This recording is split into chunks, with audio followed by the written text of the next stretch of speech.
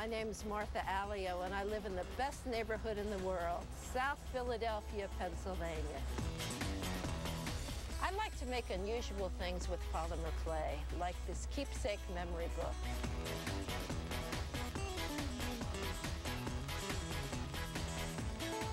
Welcome to my dining room, except I don't eat here. I work on my polymer clay here.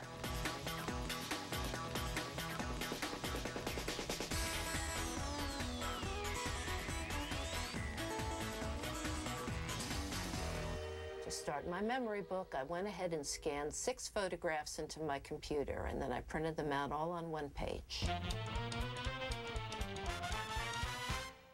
I take colored pencils, and I like to jazz them up a little bit, just to make them a little bit more interesting. This is a picture of my mother and her brother when he first joined the service. I imagine that in those days my mother had rosy cheeks. When I'm happy with the way my pictures look, I cut them up and I tape them down onto pieces of tile.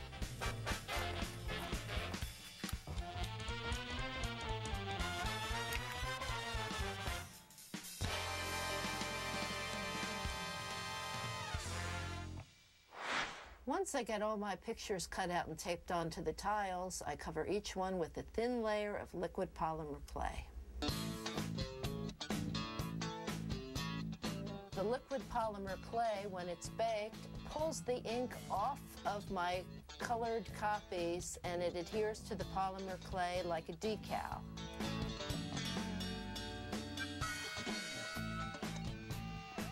After I coat the tiles with liquid polymer clay, I bake them in the oven for 15 minutes at 275 degrees.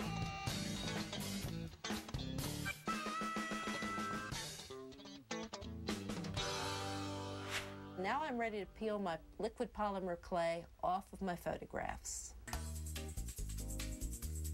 My mother gave me a book of old family photographs that I'd never seen before. I picked out 6 of my favorite, all of her, to make this keepsake memory book.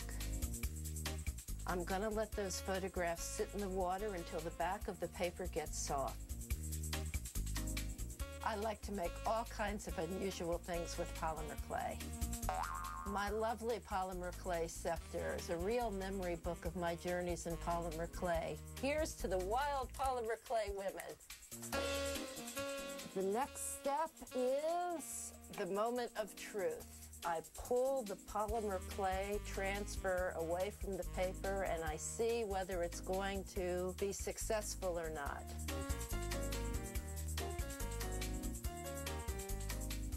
Voila, a perfect polymer clay transfer. I do the exact same thing with all the other photos.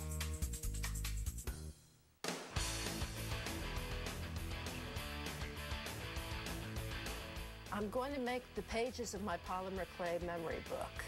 I roll my translucent polymer clay and condition it in my pasta machine, and then I roll it to a number 4 thickness.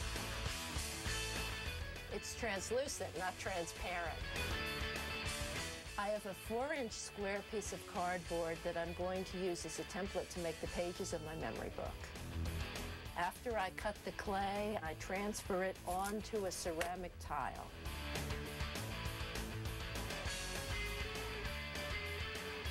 The next thing I'm going to do is take my photograph transfers and apply them to the top of the pages.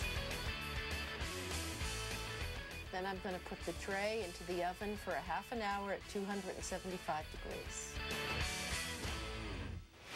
When the pages of the memory book come out of the oven, I have to be sure to let them cool, and then I can peel them right off the tile.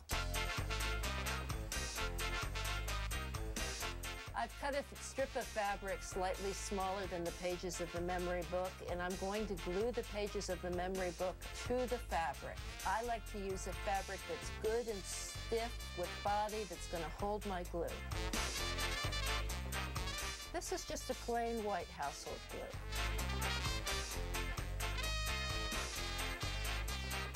I very carefully fold the book up in an accordion shape, and I let the pages dry.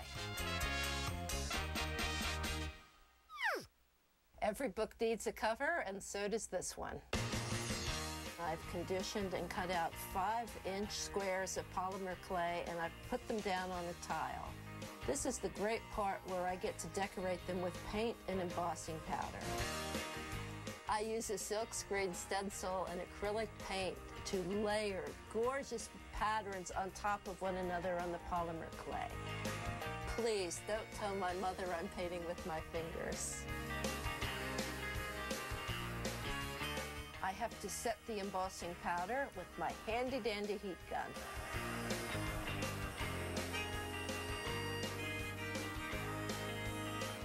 I've baked everything. Now I'm ready to start putting together my memory book.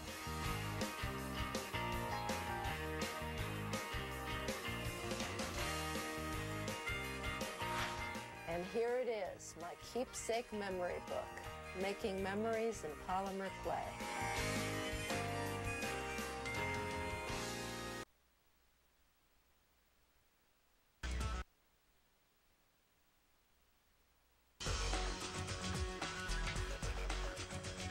Hi, I'm back, and I'm going to make this festive pen. To make my festive pen, I choose 2 colors of clay, one light and one dark. I slice bits of it off so that I can fit it into my pasta machine.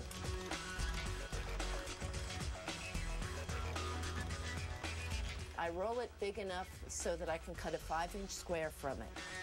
The next step is I make 2 right-angle triangles. Then I take the 2 triangles and I reassemble them so that they're a square. I put the 2 triangles together and I make a Skinner blend. I fold and roll in the same direction 20 to 25 times. My Skinner blend's all ready and it looks great. The next thing I do is take a stick pen and I pull out the barrel. I put the pen on the clay and I cut a piece of clay out to fit over the pen. I've got this excess clay and I'm going to cut it off with my blade. I'm going to put a pretty purple ball on top of my pen.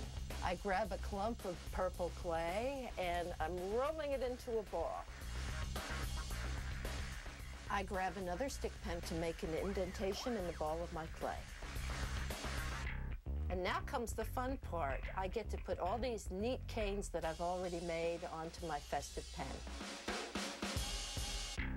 Now I'm ready to bake my pen. I grab a foil pan, I fold a piece of cardstock, and I put my pen right in the cardstock, and now it's ready for baking. I bake my pens for an hour. My pen's baked, it's cooled, and it's ready for me to put the barrel back in. It works.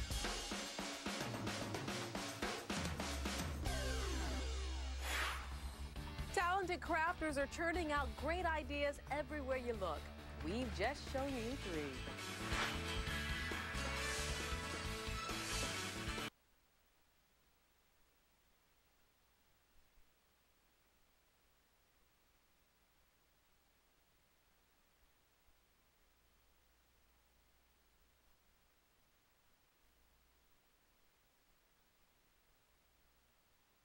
I bake my pens for an hour. My pen's baked, it's cooled, and it's ready for me to put the barrel back in.